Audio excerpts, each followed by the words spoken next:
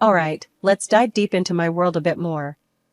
Name's Nelly, and if you haven't guessed it yet, I'm all about that precision life.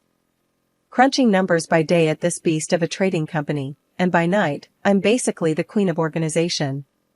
My life's motto? A place for everything, and everything in its place.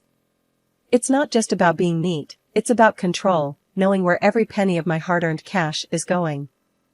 My pals, bless them, they find my obsession a tad amusing. Nelly, you're the only person I know who gets excited over a new filing system. They'd chuckle, shaking their heads in disbelief. But, hey, I swear this stuff has saved my skin more times than I can count. So, there I was, at this shindig thrown by a couple of friends from work. Not my usual scene, I'm more about cozy nights in with a strong cup of coffee and spreadsheets for company. But there he was, Jake, this slightly older guy with an easy smile, leaning casually against the bar. He had this manager vibe going on at a local car parts store. Not exactly Mr. Wall Street, but the man had a certain something.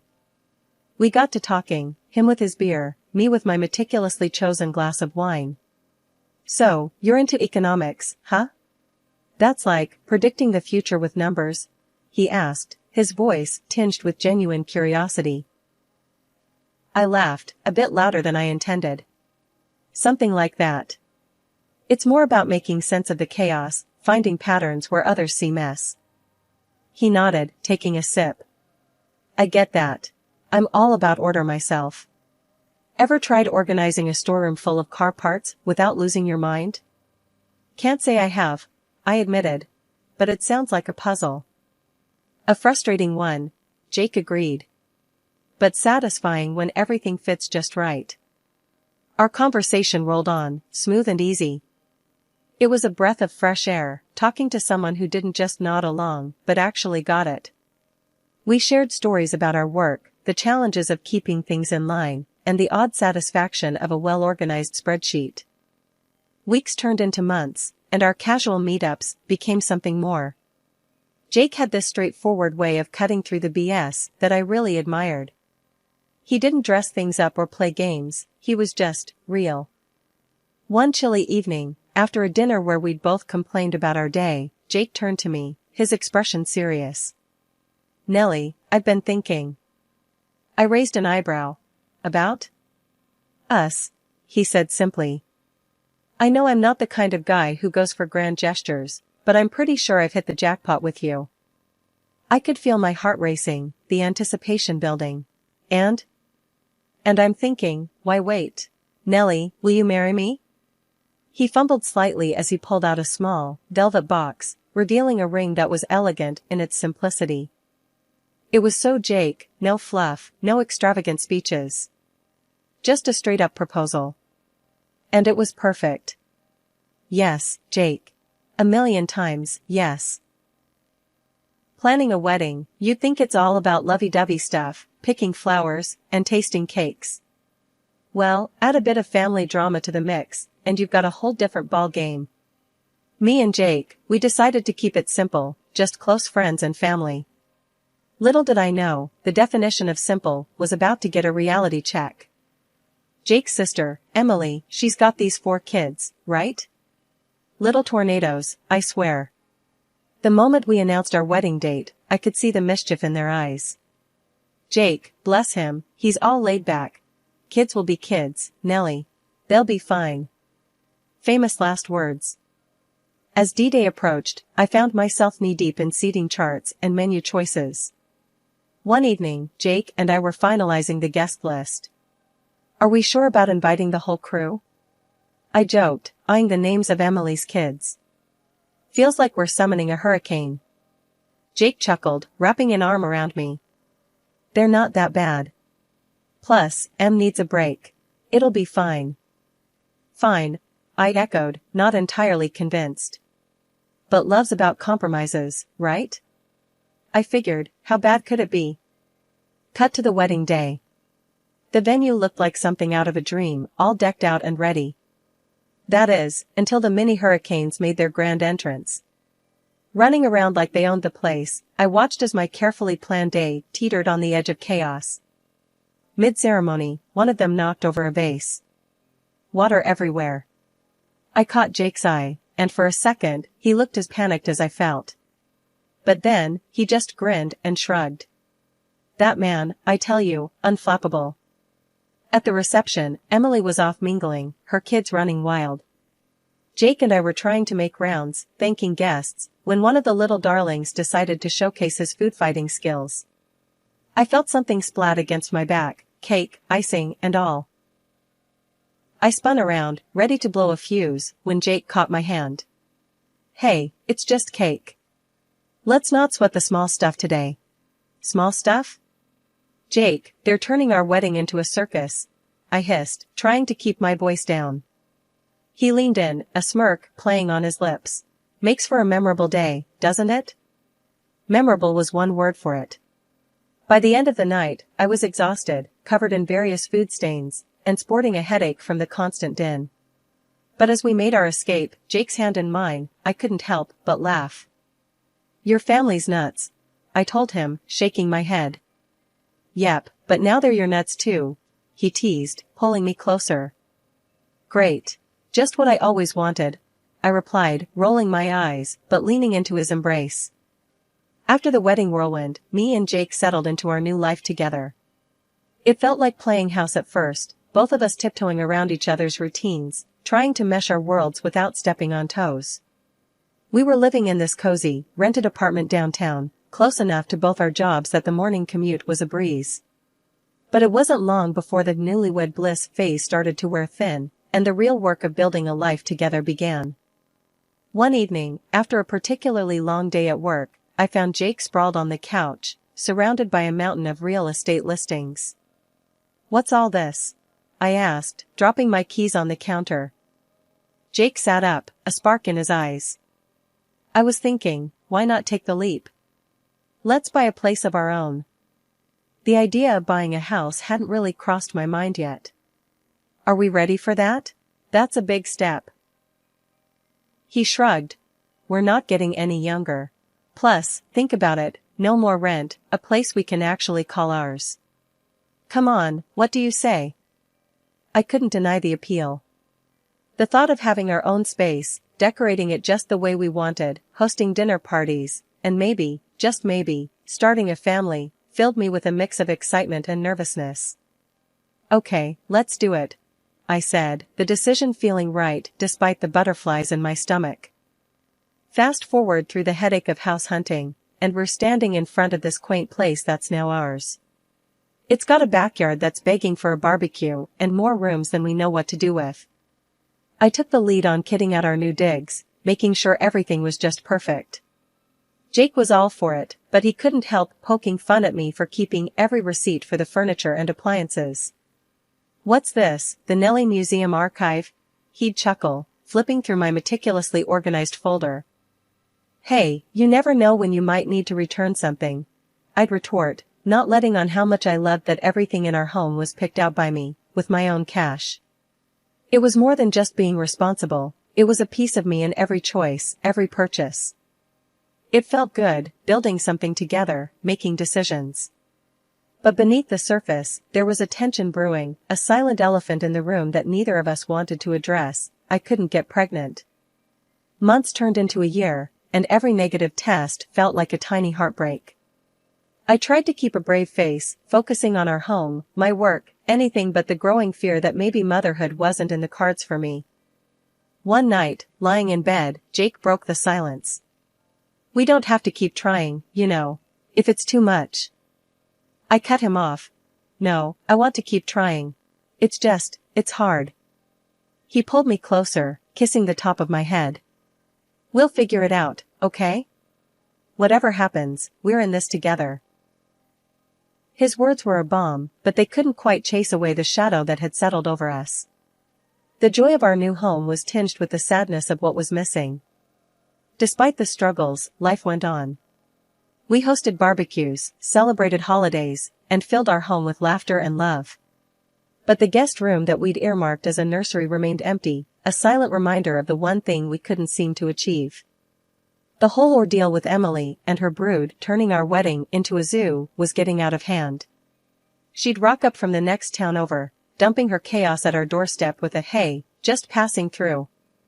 Like clockwork, her arrival spelled the end of any peace and quiet. The kids, bless their hearts, were a handful, to put it mildly. Running around like they'd just been let out of a cage, screaming, fighting, you name it. And Emily? She'd just planted herself on our couch, launching into the latest saga with her husband like she was the star of some daytime drama. One of those Saturdays, she's mid-rant about her husband's new prank or something, and her kids are practically swinging from the light fixtures. I'm there, trying to keep my cool, but inside, I'm a second away from losing it.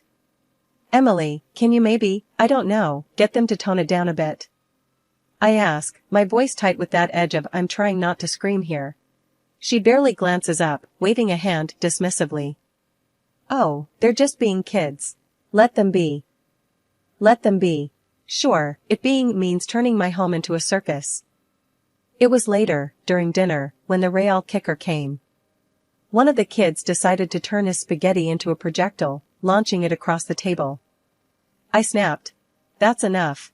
We do not throw food in this house.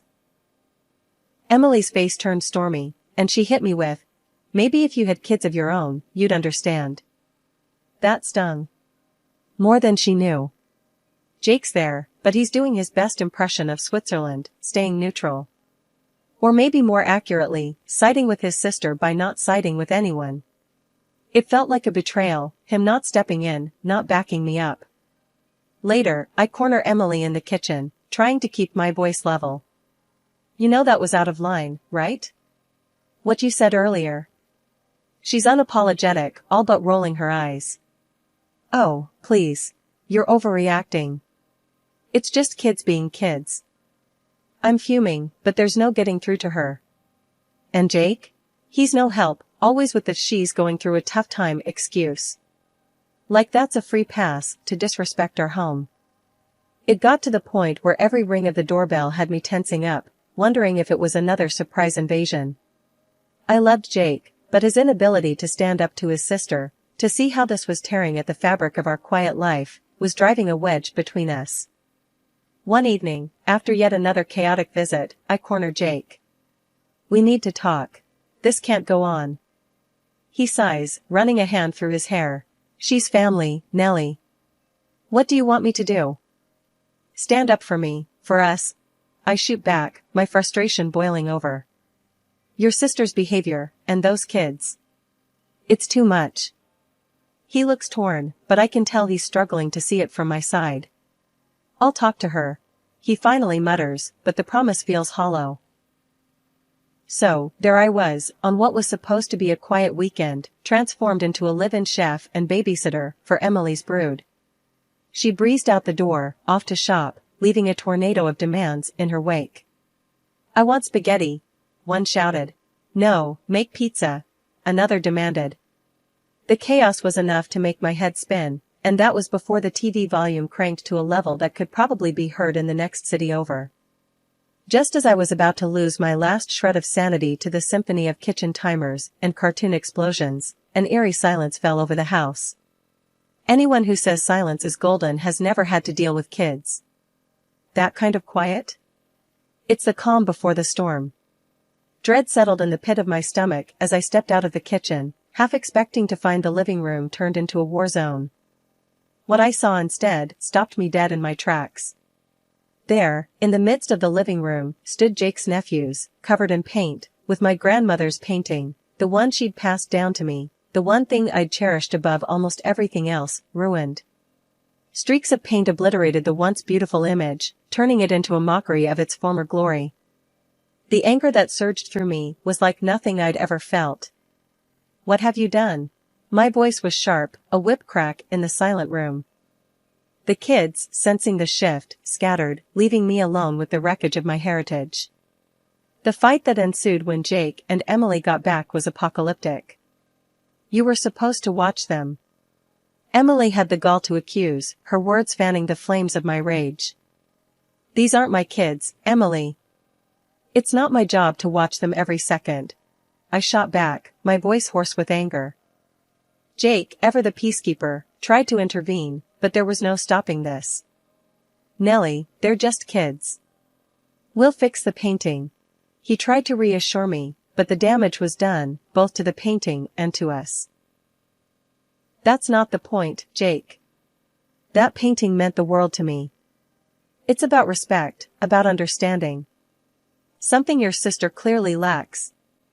I was beyond reasoning, the betrayal, cutting deep. The argument spiraled, words like knives, leaving wounds too deep to see. Jake sided with Emily, a choice that stung more than I cared to admit. After that, silence. Not the tense quiet before a storm, but the cold, empty silence that fills a room when there's nothing left to say. Ever since the whole painting incident, things between Jake and me were tense, like a string pulled too tight, ready to snap. That breakfast, though, that's when it all came crashing down. Jake, in his infinite wisdom, decided over coffee and toast that it was the perfect time to drop a bomb on me. So, Emily split up with her husband. She's gonna stay here, with the kids. Just for a few months. I almost choked on my coffee. Wait, what? Here? Jake, do you even remember what happened last time? This house can't survive that kind of storm. He sighed, the kind of sigh that said he was bracing for an argument he thought he'd win. It's family, Nellie. We can't turn them away. Besides, you're great with the kids. I snorted. Great with them? I'm not running a daycare, Jake. I have a job, remember?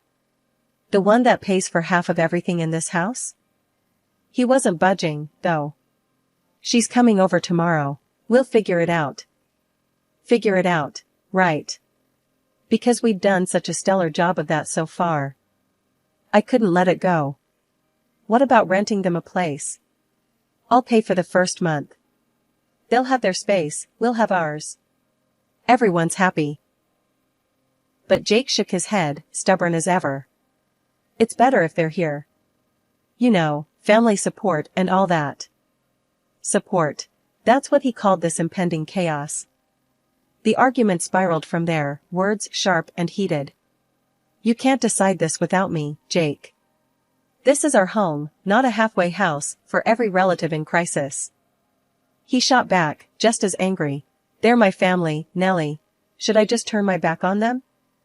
No, but there's a limit. There has to be. The conversation ended with slammed doors and silent treatments. The next day, when I needed to get to work, my car keys were mysteriously missing. A call to Jake revealed the final betrayal.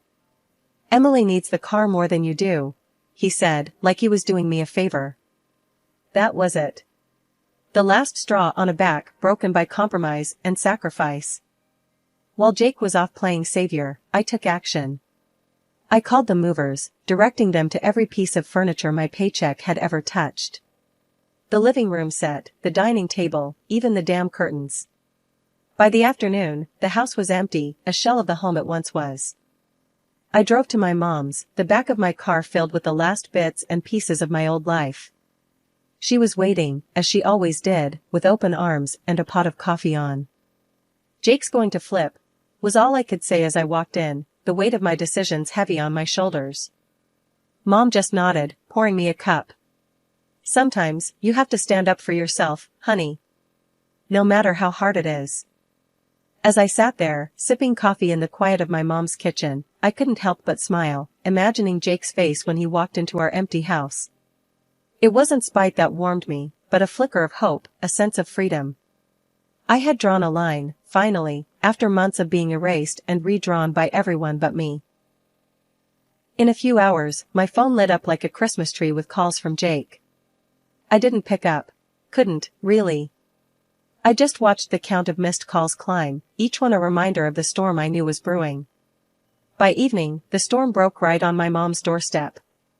Jake showed up, mad as a hornet, ready to have it out then and there. You've lost your mind, Nellie. Calling you a thief would be putting it mildly.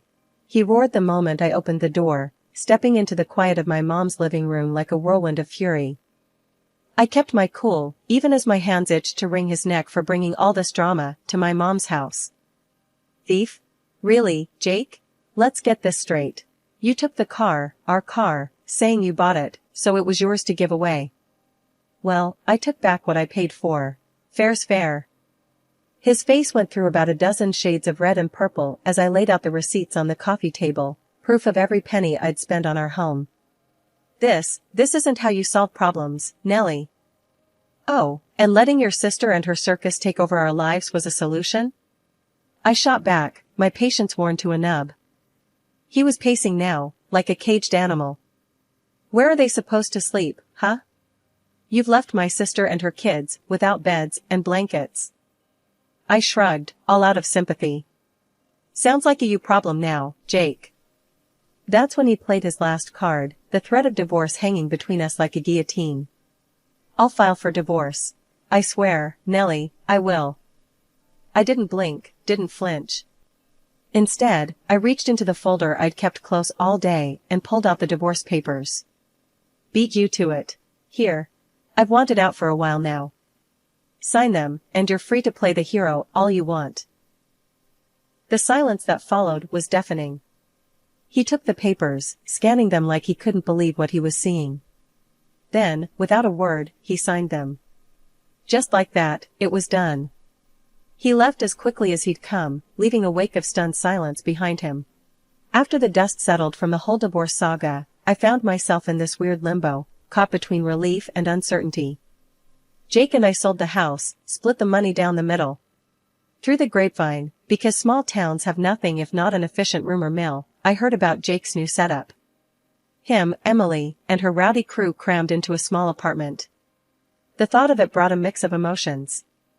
There was a petty part of me that wanted to revel in the schadenfreude, but mostly, I just felt sorry for him. Jake was working himself to the bone, juggling 2 jobs, to keep them all afloat. And Emily? Still not lifting a finger, still the queen of her own little drama.